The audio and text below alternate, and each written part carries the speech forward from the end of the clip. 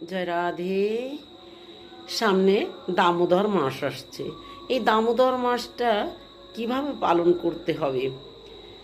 ভোরে 3:30টার দিকে উঠে একটু ঘর বারান্দা একটু ঝাড় দিয়ে তারপর ঠাকুরের যেখানে পুজোর স্থানটা সেখানে মুছতে হবে, স্নান করে আসতে হবে। স্নান করে এসে মঙ্গল আরতি করতে হবে। এই মঙ্গল আরতি সকালে যেমন করতে হবে বা সন্ধ্যাবেলাও করতে হবে। আর দিনে 4বার ভোগ লাগাতে হবে, নির্দিষ্ট টাইম করে নিতে হবে। আর রাত্রে একবার, এই 5বার ভগবানের সেবা দিতে হয়।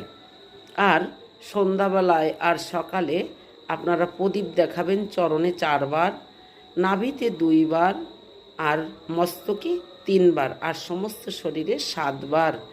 এইভাবে 14বার প্রদীপ দেখাবেন, কিন্তু এই প্রদীপ থাকবে ঘিয়ের প্রদীপ। আর যে বিন্দাজি দেহ রেখেছেন সেই শুকনো তুলসী কাষ্ঠে একটু পলতে লাগিয়ে ঘি দিয়ে যদি ভগবানকে আরতি করেন সেটাই বেশি পুণ্য। এভাবে নিয়ম সেবা মাসটা পালন করতে হবে। দুপুরে আতপের অন্ন পেতে হবে, পেঁপে, আলু আর কাঁচকলা 3টে সবজি পেতে হবে, ঘি পেতে হবে, কোনো তেল পাওয়া যাবে না, সন্দক লবণ পেতে হবে। এভাবে ভগবানের সঙ্গে যুক্ত থাকতে হবে। কিছু কিছু পাঠ আছে, যেমন রাধা কৃপা কটাক্ষ, রাধারানীর যে পাঠগুলো আছে। আর দামোদর মাসে কার্তিকেরও অধিদেব রাধা দামোদর দয়া করো হে, ও হে কার্তিকের অধিদেব রাধা দামোদর দয়া করো হে।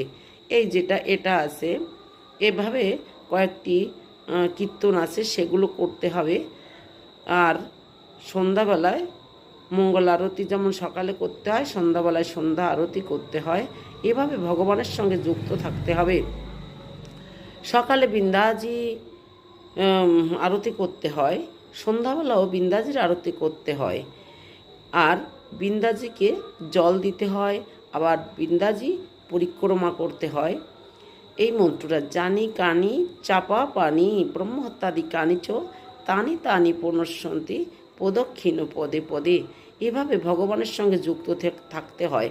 আর দুপুরে একবার আতপের অন্ন পেতে হয়, আর ভগবানের সেবায় লাগিয়ে সেই প্রসাদটা পেতে হবে। আর সকালে কিছু ফল কিছু খেয়ে নিলেন, আবার রাত্রেও তাই। এভাবে ভগবানের সঙ্গে যুক্ত হতে হবে। আর বেশি বেশি করে হরিনাম করতে হবে।